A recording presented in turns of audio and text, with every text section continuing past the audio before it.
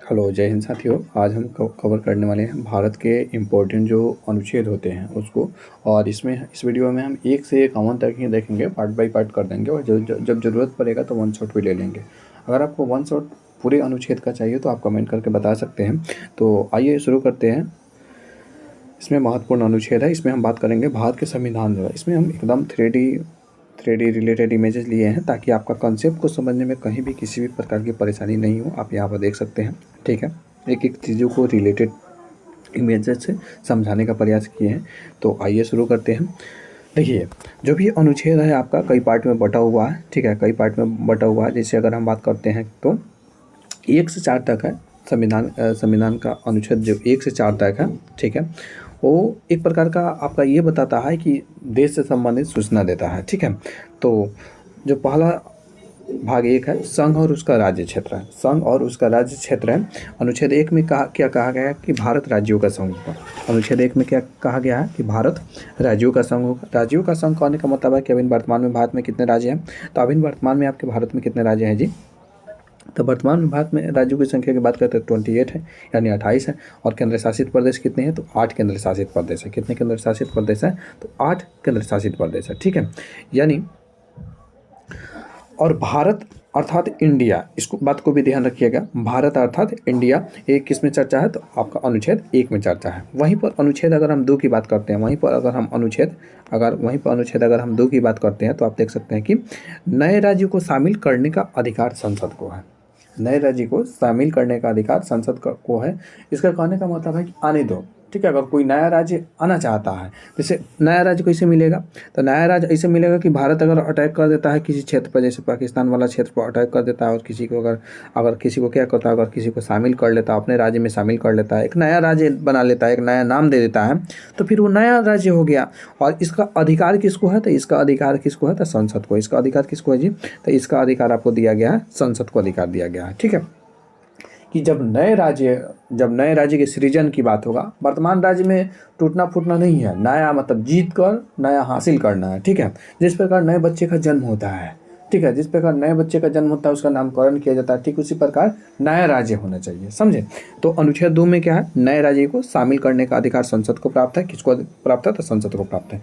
अगर हम अनुच्छेद 3 की बात करें, बहुत ही इंपॉर्टेंट है। अनुच्छेद 3 है, राज्य की सीमा बदलना या नया राज्य बनाना। राज्य की सीमा बदलना या फिर नया राज्य बनाना। इसका मतलब ये है कि जो वर्तमान राज्य है, ध्यान रखिएगा, यहाँ पर बहुत सारे बच्चों को बहुत सारा कन्फ्यूजन होता है कि जो वर्तमान में जो राज्य है उसका अगर सीमा बदलना है या फिर नया राज्य बनाना है। जैसे शुरू में बंगाल था, शुरू में क्या था? बंगाल था। और बंगाल का विभाजन हो जाता है। बंगाल बाद में उड़ीसा में बढ़ जाता है, फिर बिहार में बढ़ जाता है, बिहार झारखंड में, बंगाल उड़ीसा में बढ़ता है, झारखंड में बढ़ता है और बंगाल में बढ़ता है, ठीक है। तो ये जो बंटवारा हुआ, इसको हम अनुच्छेद 3 से संबंधित समझ सकते हैं। जैसे अगर हम तेलंगाना की बात करें तो ये कैसे बना? ये पहले ये आंध्र प्रदेश का ही तो हिस्सा है। किस चीज़ का हिस्सा है? आंध्र प्रदेश का हिस्सा है। तो ये किस अनुच्छेद के तहत बनाया गया? इसका अनुच्छेद 3 के तहत। देखिए, अनुच्छेद 2 में क्या था? अनुच्छेद 2 में ये था कि जो नया राज्य मतलब भारत अगर कोई नया राष्ट्र पर विजिट करता है या फिर कोई मालदीव का मान लीजिए कोई नया राज्य है, वो भारत में शामिल होना चाहता है, सरकार भी मान गई है, तो फिर वो अनुच्छेद 2 के तहत होगा। अगर हम अनुच्छेद 3 की तहत बात करें कि बाउंड्री बदलना है, चाहे नाम बदलना है, इसे नाम बदलने का बहुत सारा प्रावधान अभी चल रहा है वर्तमान में। सीमा बदलना है कि बंगाल का सीमा यहाँ से ना होकर अभी यहीं तक रहेगा, ठीक है। अगर ऐसा कुछ करना है तो किस आर्टिकल के तहत होगा? ये अनुच्छेद 3 के तहत होगा, ठीक है। वहीं पर अगर हम बात करते हैं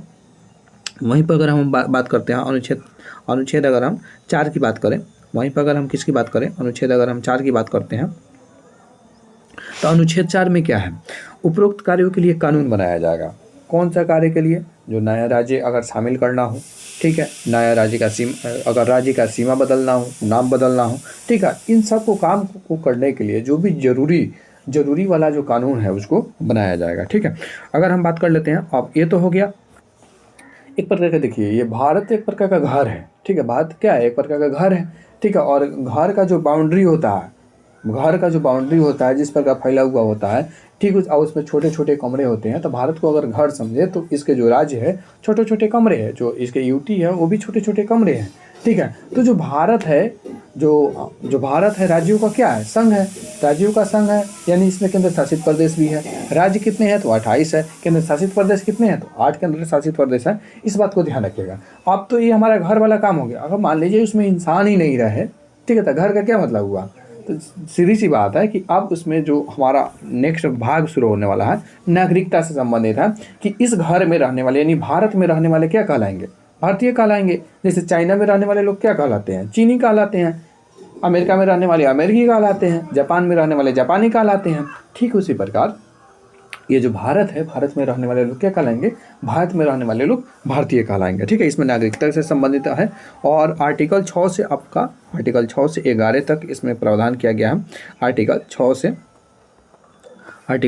आपका 11 तक नागरिकता से संबंधित है। ठीक है, अनुच्छेद 5 में क्या है, संविधान लागू होने पर नागरिकता। अनुच्छेद 5 में क्या है, संविधान लागू होने पर नागरिकता। अनुच्छेद 6 में क्या है, पाकिस्तान से भारत आए लोगों की नागरिकता। इस बात को थोड़ा सा ध्यान रखिएगा, थोड़ा ज़्यादा इंपॉर्टेंट है कि पाकिस्तान से जो लोग भी भारत आए, ठीक है, 1948 के पहले जो पाकिस्तान से जो भी लोग भारत आए, डेफिनेट डेट दिया गया था, एक डेफिनेट डेट दिया गया था। उसके पहले जो भी लोग भारत में आ गए पाकिस्तान से, उनसे संबंधित जो कानून है, उनसे जो संबंधित कानून है वो किस में है, वो आपका अनुच्छेद 6 में है। किस में है जी, तो अनुच्छेद 6 में है। वो डेट क्या था, तो 19 जुलाई 1948 था।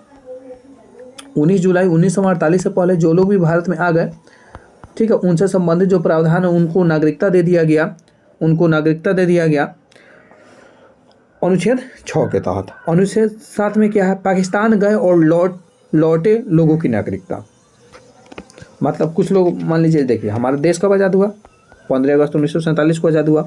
तो जो लोग मान लीजिए पहले पाकिस्तान गए और फिर लौट आए, तो पहले पाकिस्तान गए तो पाकिस्तानी हो गए, लेकिन अब पाकिस्तान में तो रहे नहीं, उनको पसंद नहीं आया जाए, या फिर वहाँ के लोगों ने उन पर शोषण किया, जुल्म किया, तो वहाँ से भी भाग कर चले आए। तो किस आर्टिकल में है, पाकिस्तान गए और लौट कर आए लोगों की नागरिकता से संबंधित मेरा अनुच्छेद है, वो अनुच्छेद 7 है।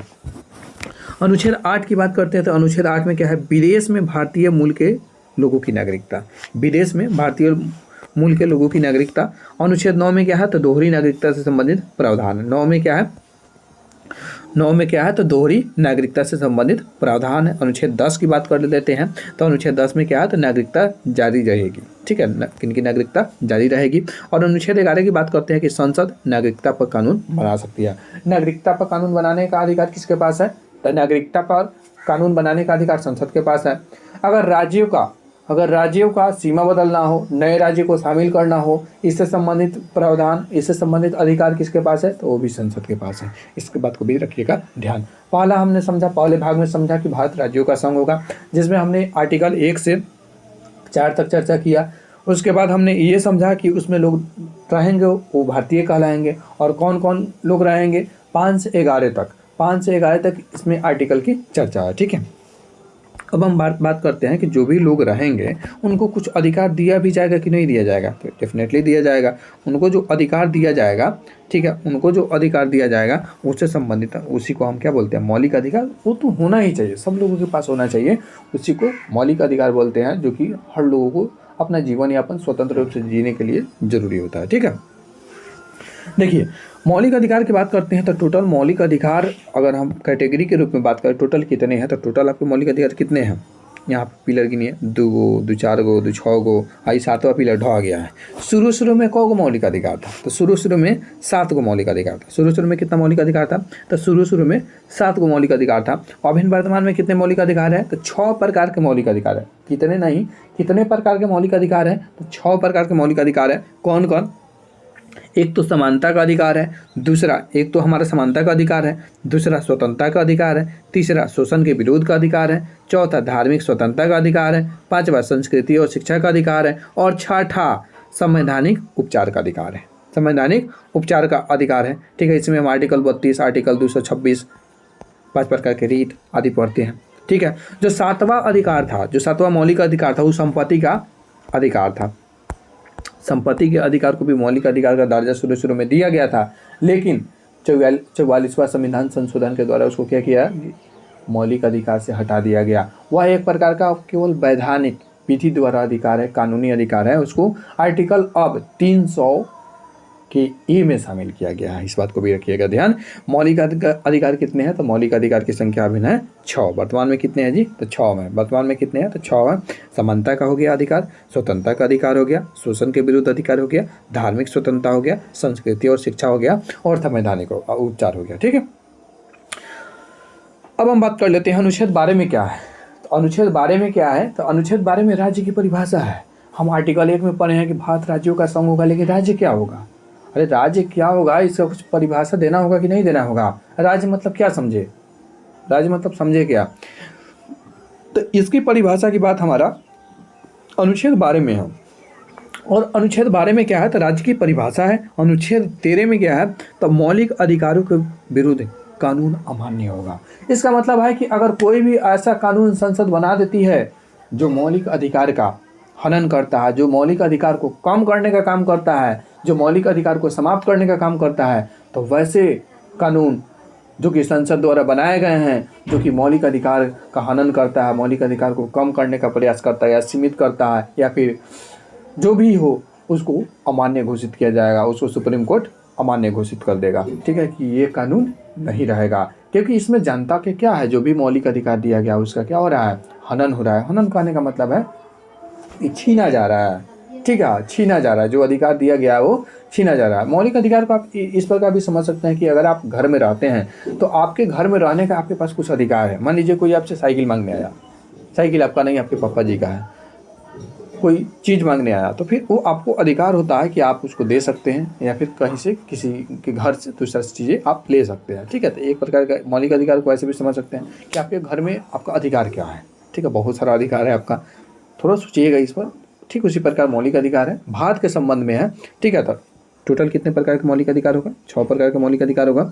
12 में क्या है? तो राज्य की परिभाषा है। 13 में क्या है? वैसा कानून जो कि संसद द्वारा बनाया जाता है, जो मौलिक अधिकार का हनन करता है, वो किस प्रकार का? वो अमान्य होगा। ठीक है, वो क्या होगा? वो अमान्य होगा। उसके बाद बात करते हैं समानता के अधिकार की। ठीक है, समानता का अधिकार मतलब जो लोग भी भारत में रहेंगे, क्या जो लोग भी भारत में रहेंगे, जो लोग भी भारत में रहेंगे उनको समानता का अधिकार दिया जाएगा। समानता का अधिकार कहने का मतलब है कि सबको बराबर समझा जाएगा। सबको क्या समझा जाएगा? बराबर समझा जाएगा। सबको बराबर कैसे समझिएगा? सबको बराबर कहने का मतलब है कि एक तो कानून के समक्ष हम समानता दे देंगे सबको। कानून के सामने कोई अमीर है, कोई गरीब है, कोई जादव जी है, कोई राजपूत जी है, कोई भी कास्ट का है, कोई दिक्कत नहीं है। कानून के समक्ष सब लोग भी क्या है? बराबर है, यानी सब लोग भारतीय है। भारतीय की नज़र से उसको देखा जाता है। आर्टिकल 14 में इसकी चर्चा है। आर्टिकल 15 में बात करते हैं कि भेदभाव नहीं करना है आपको। क्या, किस भेदभाव नहीं करना है? मतलब जाति के आधार पर, लिंग के आधार पर, या स्थान के आधार पर, बोली के आधार पर, धर्म के आधार पर आपको भेदभाव नहीं करना है। क्योंकि आप देखते हैं कि भारत विविधताओं का एक देश है, विविधताओं का एक राज्य है। इसमें अलग अलग प्रकार के जाति, अलग अलग धर्म के लोग निवास करते हैं। ठीक है, पुरुष और महिला भी निवास करती है। तो उनके साथ भेदभाव आपको नहीं करना है। ठीक है, उनके साथ आपको उनके तो भेदभाव निषेध नहीं करना, तब तो समानता होगा ना जी। समानता करने का क्या मतलब हो गया? अब महिला को महिला समझ रहे हैं, निचले जाति के लोग को निचले जाति समझ रहे हैं, उसके साथ भेदभाव नहीं करना है। भेदभाव से मना किया गया अनुच्छेद 15 में। 1 में अनुच्छेद 14 में क्या था? तो कानून के समक्ष सब समान है। अनुच्छेद 15 में क्या है? भेदभाव से निषेध किया गया है। अनुच्छेद 16 में क्या है? तो अनुच्छेद 16 में ये है कि आपको सरकारी नौकरी में समान अवसर दिया जाएगा। आप तेज हैं, बुद्धू हैं, कोई फर्क नहीं पड़ता। आप छोटे हैं, आप काले हैं, आप गोरे हैं, कोई फर्क नहीं पड़ता। सरकारी नौकरी में सब कोई बराबर है। योग्यता के आधार पर है, जिसमें योग्यता होगा उसको नौकरी दिया जाएगा। लेकिन इसमें भी कुछ विशेष प्रावधान है जो कि आरक्षण के अंतर्गत आते हैं। उतना डीप में जाने की जरूरत नहीं है। अनुच्छेद 16 में क्या है? तो सरकारी नौकरी। अनुच्छेद 14 में कानून के समक्ष समानता हो गया। 15 में भेदभाव नहीं करना है, धर्म के आधार पर, जाति के आधार पर, लिंग या स्थान के आधार पर भेदभाव नहीं करना है। 16 में सरकारी नौकरी ले लीजिए, और उसमें भेदभाव सरकार आपके समक्ष नहीं करेगी कि राजपूत को देगी, जादव जी को नहीं देगी। ठीक है, उसमें ऐसा नहीं कहा जाएगा कि केवल महिलाओं को दिया जाएगा, पुरुष को नहीं दिया जाएगा। ऐसा भी नहीं कहा जाएगा कि केवल वहाँ पर बिहारी लोग को नहीं दिया जाएगा, उत्तर प्रदेश के लोगों को नहीं दिया जाएगा, दूसरे राज्य के लोगों को दिया जाएगा। ऐसा भी नहीं हो जाता है, क्योंकि फिर यह समानता का उल्लंघन होगा। ठीक है, फिर समानता नहीं रहेगी, असमानता हो जाएगी। 17 में क्या आता है? 17 में छुआछूत पर रोक लगाया गया। अस्पृश्यता का मतलब होता है छुआछूत। छुआछूत पर रोक लगाया गया है अनुच्छेद 17 के तहत। देखिए जो बड़े कास्ट के लोग होते हैं, वो छोटे कास्ट के लोगों को छूना नहीं चाहते हैं। अगर गलती से ये टच कर जाते हैं, या फिर मान लीजिए ट्रेन में जा रही है, मान लीजिए कोई महिला है ट्रेन में जा रही है, छोटी जात की है, छोटी कास्ट की है, और इनसे टच कर जाते हैं तो ऐसा लगता है कि उनका चमड़ा उतार दिया गया हो। बड़े साहब का ऐसा लगता है कि इनका चमड़ा उतार दिया गया हो, या फिर इन पर इज्जत का हनन हो गया हो, ठीक है, इनका कोई वैल्यू ही नहीं रहा हो, इनका वैल्यू जीरो हो गया हो। तो अगर इनके द्वारा इस पर शोषण किया जाता है तो गलत हुआ ना जी। अस्पृश्यता समाप्त कर दिया गया है। कोई किसी से अगर गलती से छू जाता है या फिर सही से छू जाता है तो उसके लिए कोई बड़ी बात नहीं है, ठीक है। अगर ऐसा होता है किसी के साथ तो वो डायरेक्ट सुप्रीम कोर्ट में अपील कर सकता है, ठीक है। तो अस्पृश्यता समाप्त किया गया है। छुआछूत वाला जो भी विवाद है उस सबको समाप्त किया गया। अनुच्छेद 18 की बात करते हैं तो इस अनुच्छेद 18 में उपाधियों का अंत कर दिया गया है।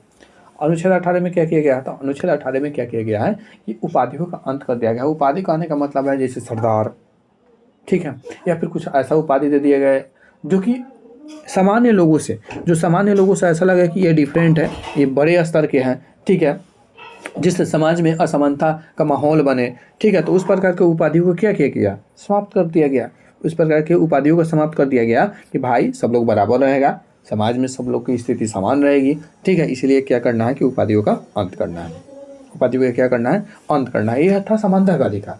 समानता यानी भारत में जो लोग भी रहेंगे वो समान रूप से रहेंगे, चाहे उनका जन्म कहीं भी हुआ हो, जाति कोई भी हो, धर्म कोई भी हो, लिंग कोई भी हो, ठीक है, वो सब जगह समान रहेंगे, कानून के समक्ष समान रहेंगे। आर्टिकल 14। उसके बाद बात करते हैं कि भेदभाव नहीं किया जाएगा, अनुच्छेद 15। उसके बाद सरकारी नौकरी में सबको समान अवसर दिया जाएगा, अनुच्छेद 16।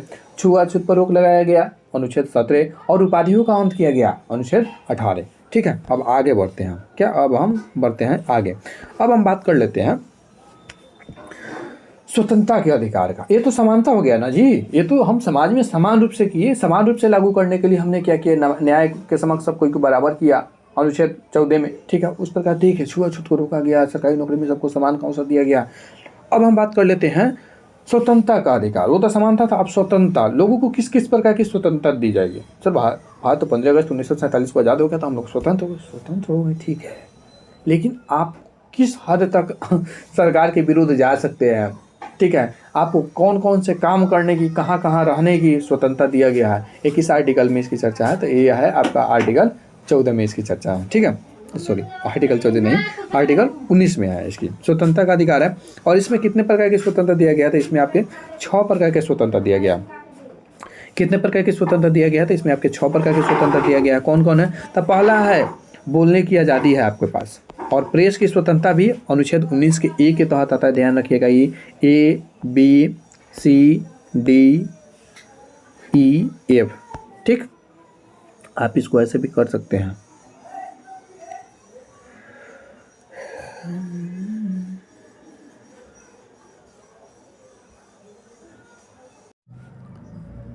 इसमें एक बात ध्यान रखिएगा, कौन सा बात ध्यान रखना है कि आपका आर्टिकल 19 का जो जी है, ठीक है, जी तो है लेकिन एफ नहीं है, ठीक है, एफ नहीं है, ठीक है। 19 के ए में क्या है? तो आपको बोलने की आज़ादी है।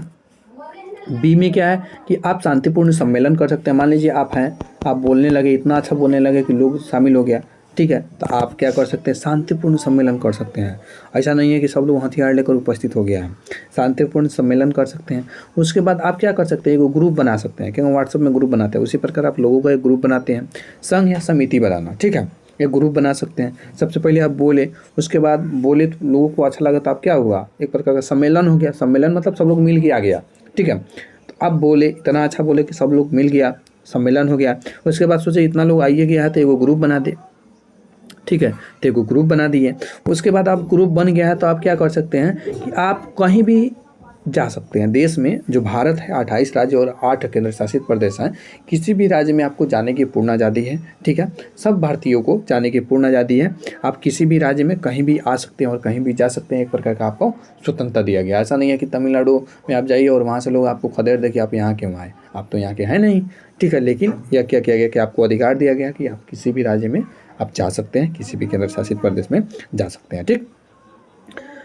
पहले आप बोले, उसके बाद सम्मेलन किए, उसके बाद आप एगो ग्रुप बना लिया, अब हुआ कि चलो अब देश भ्रमण किया जाए। आप क्या किए, देश भ्रमण पर निकल गए। उसके बाद आप मान लीजिए गए और कोई स्थान आपको इतना अच्छा लग गया कि मन किया कि यहीं पे हम रह जाएं, तो आप रह सकते हैं, कोई दिक्कत नहीं है, कहीं भी आप निवास कर सकते हैं, ये आपको स्वतंत्रता दिया गया है, ठीक है। और आप रह गए तो आप मान लीजिए वहाँ पर रह गए, अपना घर छोड़ के, संपत्ति छोड़ के आप रह गए, तो खाइए कच्ची, कमाइए कच्ची। तो कोई भी व्यापार करने का, कोई भी काम करने का आपको अधिकार है, कोई भी वृत्ति और व्यापार करने का अधिकार है। सबसे पहले बोले, उसके बाद सम्मेलन किए, सबसे पहले आप बोले, ठीक है, सबसे पहले आप क्या किए, बोले, उसके बाद आप सम्मेलन किए, 1 मिनट, हाँ, सबसे पहले आप बोले हैं, उसके बाद सम्मेलन हुआ है, उसके बाद आप ग्रुप बना लिए हैं, आप ग्रुप बना के कहा है चलो घूमा जाए, देश में घूमने लगे हैं। उसके बाद आप देश में घूमने लगे तो कोई स्थान आपको अच्छा लग गया, तो आप वहाँ पर रुक गए, और आप रुक गए तो उसके बाद सोचे कि आप कुछ ना कुछ तो करना ना होगा, खाएंगे कच्ची, तो उसके लिए आप कोई भी व्यापार, कोई भी वृत्ति, कोई भी व्यापार आप कर सकते हैं, कोई भी काम करने की आपको आज़ादी है, ठीक है, कोई भी काम करने की आपको आज़ादी है। ध्यान रखिएगा 19 का जो आर्टिकल आपका एफ है, जिसमें संपत्ति का अधिकार शामिल भी था, संपत्ति के अधिकार को समाप्त कर दिया गया है। अब इसको आर्टिकल 300 के ए में शामिल कर दिया गया है, एक प्रकार का वैधानिक अधिकार है। कौन सा संविधान के तहत संपत्ति के अधिकार को समाप्त किया गया, तो ये 44वां संविधान संशोधन था। उस समय प्रधानमंत्री कौन थी, तो वो इंदिरा गांधी थी, इस बात को भी ध्यान रखिएगा, ठीक है।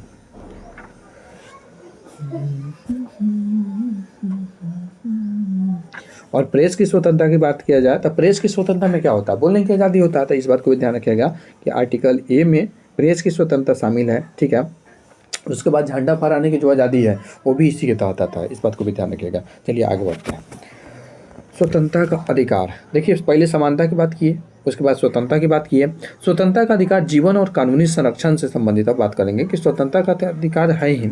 अब आपका इसमें कानूनी संरक्षण, मतलब अगर कानून इसमें आता है, कानून हस्तक्षेप करता है आपके लाइफ में, तो उस संबंध में भी आपको क्या किया गया है, कुछ अधिकार दिया गया है, ठीक है। जैसे अनुच्छेद 20 क्या कहता है, तो अनुच्छेद 20 कहता है अपराधों के संबंध में संरक्षण।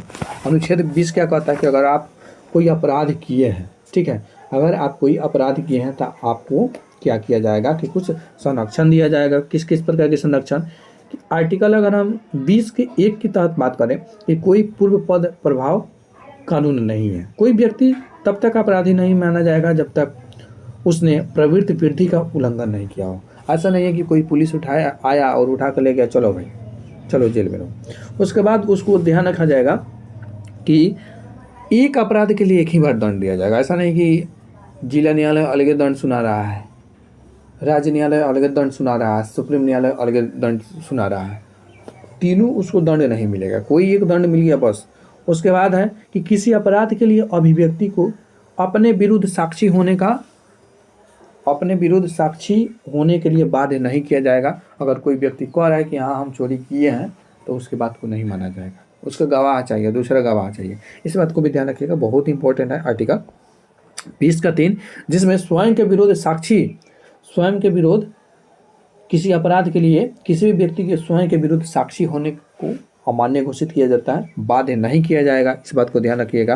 आर्टिकल 21 में है जीवन और व्यक्तिगत स्वतंत्रता। आर्टिकल 21 में क्या है, जीवन और व्यक्तिगत स्वतंत्रता है, ठीक है, ये बहुत इंपॉर्टेंट है, ठीक है, ये बहुत इंपॉर्टेंट है आपका अनुच्छेद 21 में जीवन और व्यक्ति की स्वतंत्रता। अनुच्छेद 22 में बात करते हैं तो गिरफ्तारी से सुरक्षा। अनुच्छेद 22 में क्या है, तो अनुच्छेद 22 में है गिरफ्तारी से सुरक्षा, और इसी में है कि 24 घंटा के अंदर ही अंदर क्या करना होता है कि आपको मजिस्ट्रेट के समक्ष प्रस्तुत करना होता है, ठीक है, आपको मजिस्ट्रेट के समक्ष क्या करना होता है, प्रस्तुत करना होता है। ये तो तब हुआ जब आपके पास पुलिस आया था, तब पुलिस आया था तो क्या किया कि अगर आपको पकड़ लिया तो आपको कुछ अधिकार दिया गया कि भाई सबसे पहले तो खुद को गवाह नहीं बना सकता है, या फिर गवाही देने के लिए बाध्य नहीं कर सकता। दूसरा में बात करते हैं कि जीवन का भी कुछ अपना अधिकार है। अगर कि कोई भी व्यक्ति है, अगर अपने जीवन से संबंधित कोई अधिकार, कोई भी अगर व्यक्ति है अपने जीवन से संबंधित कोई, उसको कुछ अधिकार दिया गया है, जैसे व्यक्तिगत स्वतंत्रता दिया गया, खाने की स्वतंत्रता हो गया, स्वच्छ रूप से रहने की स्वतंत्रता हो गया, ठीक है। उसके बाद है आर्टिकल 21 के ए में शिक्षा के अधिकार को भी शामिल किया गया, 86वें संविधान संशोधन के द्वारा इसको शामिल किया गया। अनुच्छेद 21 के ए में शिक्षा का अधिकार। अनुच्छेद 22 में क्या है, तो गिरफ्तारी से सुरक्षा है। अनुच्छेद 22 में क्या है, तो गिरफ्तारी से सुरक्षा दिया गया। उसके बाद बात करते हैं हम शोषण के विरुद्ध अधिकार की। तो शोषण के विरुद्ध, अब लोगों पर अगर कोई शोषण किया जाता है तो उसके विरोध में भी क्या किया गया कि आपको अधिकार दिया गया। अनुच्छेद 23 में है क्या कि मानव तस्करी और जबरन मजदूरी पर निषेध है। मानव तस्करी का मतलब हुआ कि हम क्या किए, यहाँ से मानव को खरीद लिए या फिर उठा लिए और फिर बेच दिए कहीं और, ठीक है। तो ये इसी को मानव तस्करी बोलते हैं। ह्यूमन, उसको क्या बोलते हैं इंग्लिश में, ट्रैफिक, और जो नहीं याद आ रहा है अभी, ठीक है। मानव तस्करी हो गया, उस पर क्या किया गया है। और जबरन मजदूरी का मतलब हो गया कि ज़बरदस्ती मजदूरी कराना है, पैसा नहीं देना है, ठीक है। बस मतलब ऐसे ही मजदूर बना लेना है जीवन भर, बस खाना भी नहीं देना है, लगभग मुश्किल से मतलब जी सके उतना खाना देना है और जबरन मजदूरी करना। तो ऐसे इस पर क्या किया गया है, निषेध किया गया है कि अगर भारत में ऐसा कोई काम करता है तो उसके विरोध क्या किया जाएगा, दंडित किया जाएगा। और इस प्रकार की चीज़ों को, जैसे केजीएफ में देखे तो नहीं हुआ, तो गाड़ी की गाड़ी उठा के ले जा रहा था केजीएफ में, ठीक है। तो वो उसी को मानव तस्करी बोलते हैं, ह्यूमन ट्रैफिकिंग, ठीक है। तो अनुच्छेद 24 में क्या है, तो अनुच्छेद 23 में हो गया। अनुच्छेद 23 में हो गया कि मानव तस्करी नहीं करना है, जबरन मजदूरी नहीं करना है। अनुच्छेद 24 में कथी है, तो अगर छोटे छोटे बच्चे हैं जिनकी उम्र, अगर कोई छोटे छोटे बच्चे हैं जिनकी उम्र क्या है, कि जिनकी उम्र कम है, कितना कम है जी, जिनकी उम्र कम है लेकिन कितना कम है 14 वर्ष से अगर कम है, कितना 14 वर्ष से कम है, उनको कोई भी काम नहीं कराया जा सकता। बाल श्रम निषेध किया गया है।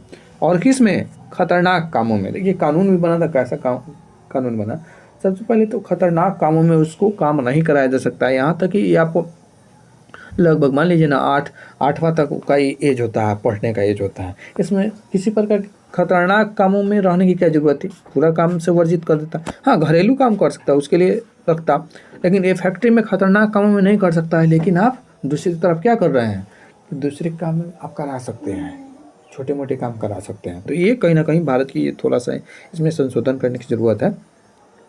तो ये तो हो गया शोषण के विरुद्ध अधिकार। अगर कोई शोषित हो रहा है, शोषित कैसे होगा, कि शोषित ऐसे हो सकता है कि हम क्या किए कि ह्यूमन को यहाँ से वहाँ ट्रैपिंग कर रहे हैं, यहाँ से वहाँ बेचने का काम कर रहा है।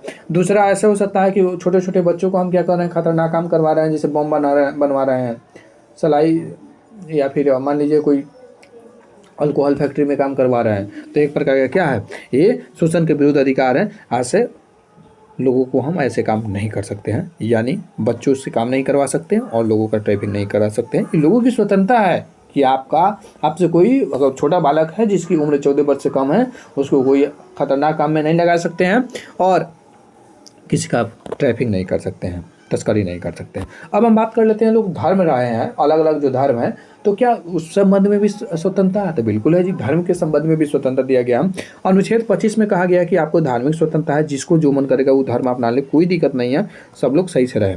धार्मिक स्वतंत्रता दिया गया आर्टिकल 25 में, धर्म की स्वतंत्रता। देखिए हम ऐसे भी कर सकते हैं कि 1 से 51 तक लाएँ और धाएँ धाएँ धाएँ धाएँ धाएँ धाएँ धाएँ धाएँ धाएँ पढ़ दें, ठीक है। हम वैसे भी कर सकते हैं, अगर आपको वैसे मतलब पसंद है तो फिर कहिएगा, वैसे भी कर देंगे हम। लेकिन हमको लगता है कि मतलब इसमें थोड़ा सा ज़्यादा टाइम लग सकता है, उसका हो सकता है, लेकिन ये आपका अगर मुश्किल से 1 से 2 बार रिवीजन कर लीजिएगा तो आपको दूसरा कुछ करने की, अपने तरफ से करने की ज़रूरत नहीं है। कॉन्सेप्ट क्लियर हो जाएगा, और जब एक बार कॉन्सेप्ट क्लियर हो जाता है तो एग्जाम क्लियर होने में ज़्यादा टाइम नहीं लगता है, समझे। तो अनुच्छेद 25 में क्या है, तो धर्म की स्वतंत्रता है। अनुच्छेद 26 में क्या है कि धार्मिक, अब धर्म है तो धार्मिक संस्था भी होगा, जैसे हिंदुओं के लिए मंदिर होगा, मुस्लिम के लिए मस्जिद होगा, ठीक है। उसी प्रकार सिख के लिए गुरुद्वारा होगा, ईसाई के लिए चर्च होगा, ठीक है। तो अगर मंदिर है, मस्जिद है, चर्च है, गुरुद्वारा है, तो धार्मिक संस्थाओं का प्रबंधन कर सकता है वो, ठीक है।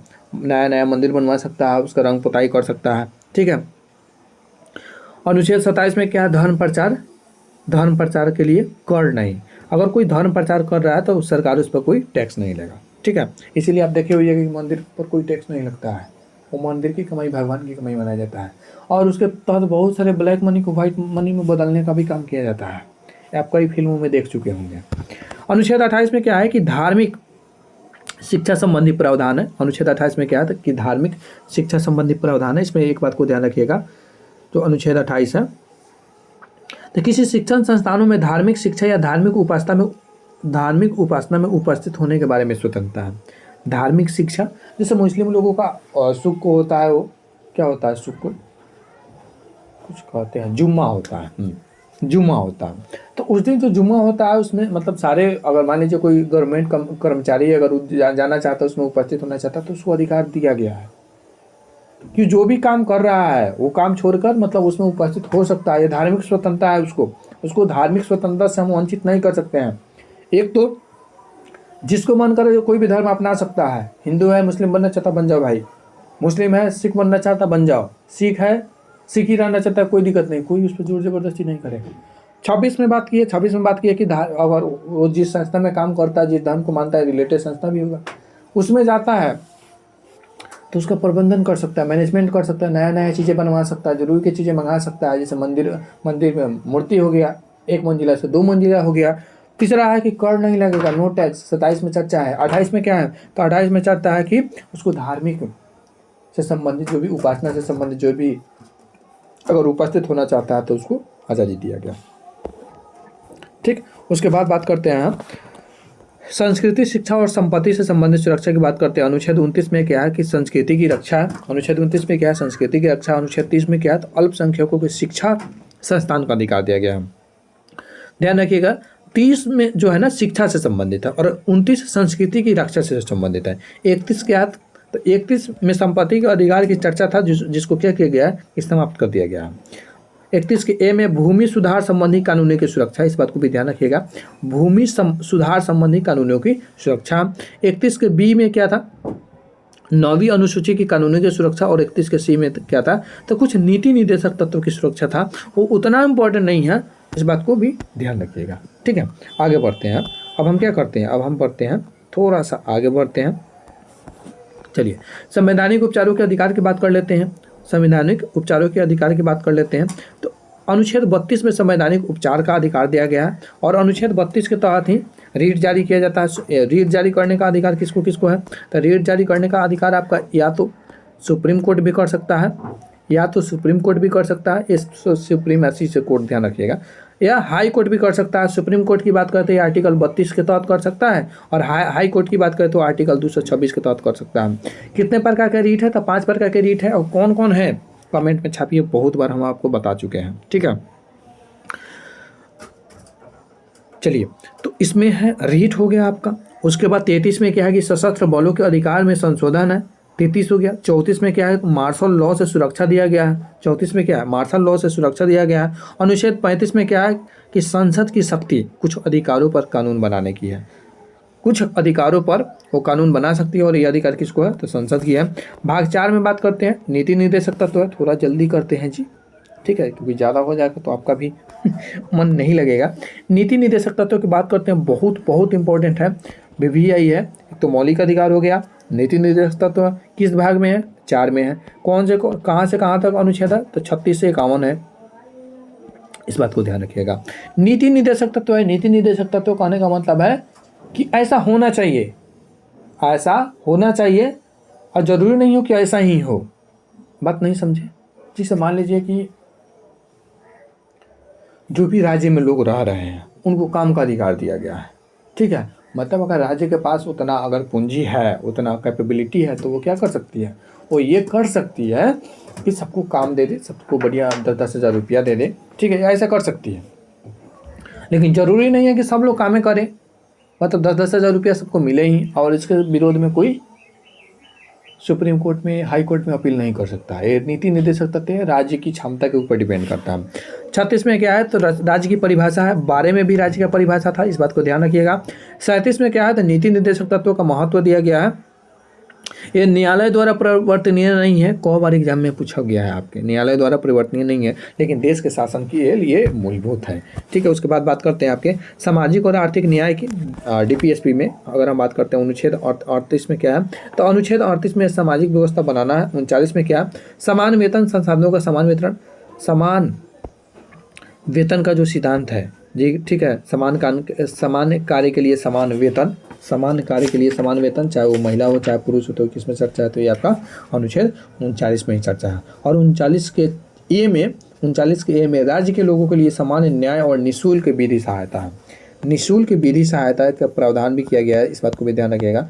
निःशुल्क विधि व्यवस्था का प्रावधान आपका आर्टिकल 39 के ए में किया गया है। आपका निःशुल्क विधि व्यवस्था, ठीक है, जिसके पास पैसा नहीं है, जो गरीब है, उसके लिए निःशुल्क विधि व्यवस्था किया गया है। 39 के ए में मुफ्त कानूनी सहायता वही है, मुफ्त कानूनी सहायता, इस बात को भी ध्यान रखिएगा। अब हम बात कर लेते हैं श्रमिक के अधिकार और कल्याण से संबंधित। जो भी लोग हैं, सीधी सी बात है, उसमें सभी लोग अमीर नहीं होते, उसमें बहुत सारे लोग श्रमिक होते हैं और उनको क्या क्या अधिकार दिया गया है उससे संबंधित है। अनुच्छेद 41 में है, देखिए सबसे पहले 40 में ग्राम पंचायतों की स्थापना है, सब छोड़ दिया है, छूटा आएगा, एक मिनट, हाँ छूटा है। अनुच्छेद 40 में क्या है, तो अनुच्छेद 40 में है आपका ग्राम पंचायत की स्थापना, यहाँ पर दिया हुआ है थोड़ा सा। अनुच्छेद 40 में क्या है, तो ग्राम पंचायत की स्थापना है। अनुच्छेद 40 में क्या है, तो ग्राम पंचायत की स्थापना है। और हम बात कर लेते हैं अब 40 से हम आगे बढ़ते हैं कि अब ग्राम में क्या होते हैं, ग्रामीण इलाकों में सबसे ज़्यादा श्रमिक लोग होते हैं, और तो श्रमिक लोग होते हैं तो उनको कुछ अधिकार दीजिएगा कि नहीं, उनको कुछ विशेष अधिकार देना चाहिए। और ध्यान रखिएगा, ये नीति निर्देशक तत्व भाई ऐसा अधिकार है जो पूरे राज्य के ऊपर डिपेंड करता है। आप ज़बरदस्ती ऐसा मांग नहीं कर सकते हैं सरकार से कि हमको नौकरी दो ही दो, ठीक है, वो सरकार डिसाइड करेगा। चलिए 41 में क्या है कि काम, शिक्षा और सहायता का अधिकार है। सब व्यक्ति को काम का, शिक्षा का, सहायता का अधिकार है, ठीक है। अनुच्छेद 42 में क्या है कि काम का उचित परिस्थितियाँ भी होना चाहिए। मान लीजिए काम कराने गए, काम कराने ले गए किसी मजदूर को, और ऐसा परिस्थिति में उसको डाल दिए, उससे टंकी साफ कराने लगे, चाहे कचरा से बहुत कचरा है, उसमें बहुत सारे मच्छर उसको काट रहा है, वहाँ पर कर दिए। या फिर स्कूल में टीचर की बहाली की है और स्कूल की ऐसा अवस्था है, न सर सफाई का कोई ध्यान है, और छत ऐसा लग रहा है कि कबर टूट के गिर जाएगा, ठीक है। गर्मी का पूरा माहौल है और टिनैया स्कूल बनवा दिए हैं, तो ये आपका कार्य का उचित दशा थोड़े हुआ जी, कार्य का उचित दशा नहीं हुआ। आप काम कराइए लेकिन उसका उचित दशा भी दीजिए, ठीक है, उचित दशा भी दे दीजिए। अब मान लीजिए स्कूल है, स्कूल में कलें नहीं है, लड़का पानी पिएगा कहाँ से, जो काम लोग करेगा वो पानी कैसे पिएगा। तो काम का उचित दशा भी होना चाहिए, उचित परिस्थिति भी होना चाहिए। 43 में क्या है, तो 43 में मजदूरों के लिए उचित वेतन। अब ऐसा नहीं है कि दिन भर काम कराते हैं 30 रुपया देते हैं, 50 रुपया देते हैं, 70 रुपया देते हैं, तो ये सारा सर नाइंसाफ़ी है, सारा सर गलत है। तो इसके लिए आपको क्या करना होगा कि मजदूरों के लिए उचित वेतन देना होगा, उतना वेतन जरूर देना चाहिए जितना कि उसका भरण पोषण हो सके, ठीक है। अनुच्छेद 43 के ए में क्या किया गया है कि देखिए, अब खाली मजदूर को मजदूर समझिएगा तो आपका जो उद्योग धंधा है, जो आपका जो विकास है, उतना अच्छा नहीं होगा जितना अच्छा होना चाहिए। तो उसके लिए क्या करना होगा, उसके लिए आपको क्या करना होगा, तो उद्योगों में श्रमिक की भागीदारी होना चाहिए प्रबंधन में। जब भी आप मीटिंग वूटिंग बुलाएं तो उसमें कुछ श्रमिक को भी शामिल कर ले, जिससे उसको लगेगा कि जो हमारा मालिक है हमको वैल्यू दे रहा है, इसीलिए हमें भी अपना वैल्यू देना चाहिए, ठीक है। और इससे आपका इमोशनल कनेक्शन होगा और बढ़िया से आपका कंपनी विकास करेगा, ठीक है। तो अनुच्छेद 43 में क्या है कि उद्योगों में श्रमिक की भागीदारी होना चाहिए। अब हम बात आगे कर लेते हैं, ठीक है। अब हम बात नागरिक संहिता और ग्राम पंचायत की करते हैं। तो नागरिक संहिता बात करें आर्टिकल 44 में, और प्रथम स्वतंत्रता प्राप्ति के बाद प्रथम ऐसा राज्य जहां यूसीसी लागू हुआ, समान नागरिक संहिता लागू हुआ, वो कौन सा है, उत्तराखंड है। और दूसरा राज्य, सबसे इंपॉर्टेंट फैक्ट्स आगे करेंट अफेयर्स में पूछ सकता है, तो दूसरा राज्य कौन है, तो गुजरात है। सबसे पहले अगर राज्य की बात करें स्वतंत्रता पूर्व की अगर हो तो वो गोवा है, ठीक है। वहाँ भी अगर कुल राज्य की बात करें जहाँ पर समान नागरिक संहिता है, तो टोटल राज्यों की संख्या कितना हो जाएगा, 3 हो जाएगा, इस बात को भी ध्यान रखिएगा। ग्राम पंचायत की स्थापना अनुच्छेद 40 में है। उसके बाद बात करते हैं शिक्षा और दुर्बल वर्गों का विकास। अनुच्छेद 45 में क्या है कि बच्चों के लिए शिक्षा का प्रावधान है। अनुच्छेद 45 में क्या है कि अनुच्छेद 45 में आपका कि बच्चों के लिए शिक्षा का प्रावधान है। अनुच्छेद 46 में क्या है, तो अनुच्छेद 46 में है कि SC/ST के विकास से संबंधित राज्य सरकार काम करेगी। उसके बाद बात करते हैं कि स्वास्थ्य और कृषि और पर्यावरण से संबंधित भी कुछ काम होगा। अनुच्छेद जैसे 47 में पोषण और स्वास्थ्य सुधार, आपका जो ये मद्य निषेध लगा है, दारू पर पाबंदी लगा है, ये अनुच्छेद 47 के तहत ही लगा है कि पोषण और स्वास्थ्य से संबंधित कानून बनाने का काम कौन कर सकती है। तो ये कानून बनाने का संबंध में कानून ये कौन कर सकती है, तो राज्य सरकार कर सकती है, जैसे शराबबंदी हो गया। उसके बाद गो हत्या हो गया, ठीक है। पोषण और स्वास्थ्य से संबंधित सुधार संबंधी वो कानून बना सकती है। अनुच्छेद 48 में क्या है कि पशुपालन और गाय संरक्षण हो गया, पशुपालन और गाय संरक्षण हो गया, ठीक है। इसमें ध्यान रखिएगा, सॉरी आई थिंक एक मिस्टेक हम कर दिए, और वो कौन सा है कि गो हत्या इसमें ना होकर इसमें होगा, 48 में होगा। अनुच्छेद 48 में होगा गोहत्या, ठीक है। पशुपालन और गाय संरक्षण अनुच्छेद 48 में है, और 48 के ए में क्या है, तो पर्यावरण से संबंधित संरक्षण का प्रावधान है। किसमें, तो 48 के ए में, ठीक। उसके बाद बात करते हैं हम विरासत। जो भी आपके राज्य में, जो भी आपके देश में विरासत है, विरासत उसको बोलते हैं जो कि बहुत पहले से हमारे राज्य में रह रहा है, ठीक है। जैसे कोई स्मारक हो गया, कोई प्रसिद्ध मंदिर हो गया, ठीक है, कोई प्रसिद्ध द्वार हो गया, या फिर कोई मूर्ति हो गया, वो सब हमारे क्या है, स्मारक मतलब विरासत हो, सारे के सारे विरासत कहलाते हैं। कुछ संस्थाएं हो गई और विश्व शांति के संबंधित कोई कार्य होता है।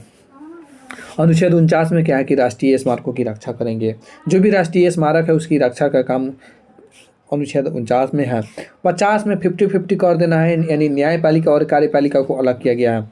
50 में क्या किया गया है, तो न्यायपालिका और कार्यपालिका को अलग अलग करने का काम किया गया है। किसमें, तो 50 में। 51 रुपये का प्रसादी चढ़ा के अंतर्राष्ट्रीय शांति कर देना है आपको, अंतर्राष्ट्रीय शांति का प्रावधान है।